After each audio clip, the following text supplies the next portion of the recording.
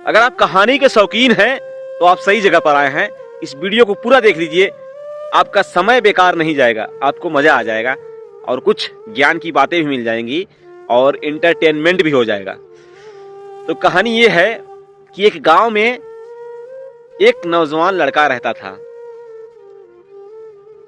उस नौजवान की जो माँ थी बहुत ही झगड़ालू किस्म की थी, बहुत झगड़ालू थी, हवा से बातें करती थी। गांव के लोग उससे बहुत परेशान थे, बात बात पर झगड़ा करती थी। तो उसके जो देवर थे, नौजवान के चाचा, वो उसे सबक सिखाना चाहते थे। किसको? नौजवान की माँ को, जो झगड़ा करती थी। उसको उसके चाचा यानी उस महिला के देवर उसे सबक सिखाना चाहते थे। तो उन्होंने कहा और सोचा कि क्यों न इस नौजवान की शादी एक ऐसी लड़की से कराई जाए जो इससे झगड़ा करने में 100 कदम आगे हो। 100 कदम तो दूर, 1000 कदम आगे हो। वो चाहते थे कि उसकी शादी ऐसी लड़की से कराई जाए जो पॉइंट पॉइंट पे झगड़ा करती हो। तो वो लड़की खोजने लगे। खोजते खोजते खोजते खोजते एक लड़की मिली, बहुत ही झगड़ालू किस्म की। अच्छा, यहां पर अब नौजवान की समस्या है। नौजवान करे क्या? वो अपने चाचा और माँ का आज्ञाकारी था। जिससे उसकी शादी होती उसे कबूल करना पड़ता। उन लोग की पसंद इसकी पसंद थी, उसे कबूल करना था। तो नौजवान बड़ी समस्या में था कि मेरे चाचा मेरी माँ को सबक सिखाने के लिए एक ऐसी लड़की तलाश कर रहे हैं जो मेरी माँ से कई गुना झगड़ालू हो।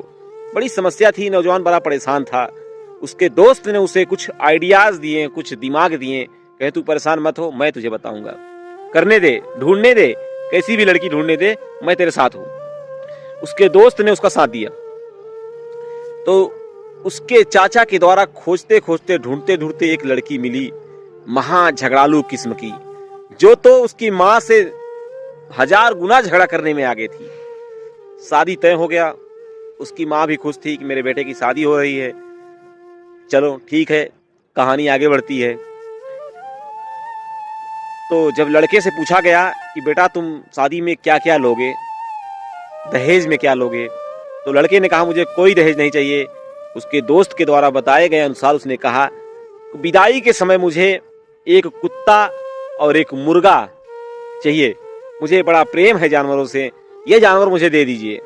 तो उसके ससुर जो थे राजी हो गए। उन्होंने कहा ठीक है, चलो तुम्हारी हम इस मुराद को पूरी करेंगे, तुम्हें कुत्ता और मुर्गा दहेज में दे देंगे, विदाई में दे देंगे। कहानी आगे बढ़ी। शादी का दिन आया, शादी होने लगी, शादी हुआ, विदाई हुई।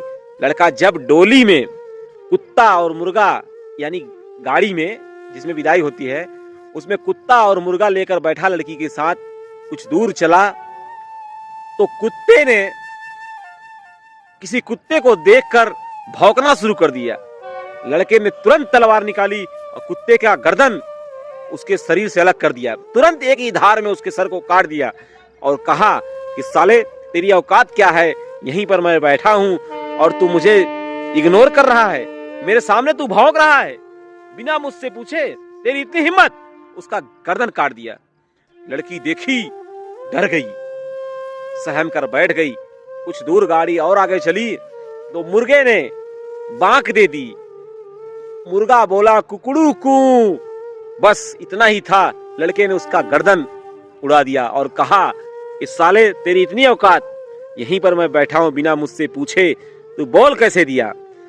गर्दन कटने के बाद लड़की सहम गई, डर गई कि अरे ये तो बड़ा खतरनाक है, ये तो सीधा मुंडी ही काट दे रहा है। झगड़ालू लड़की वहीं पर सन्न रह गई। आई, उतरी, उसका स्वागत हुआ, घर में रहने लगी, लेकिन कभी उसने झगड़ा नहीं किया।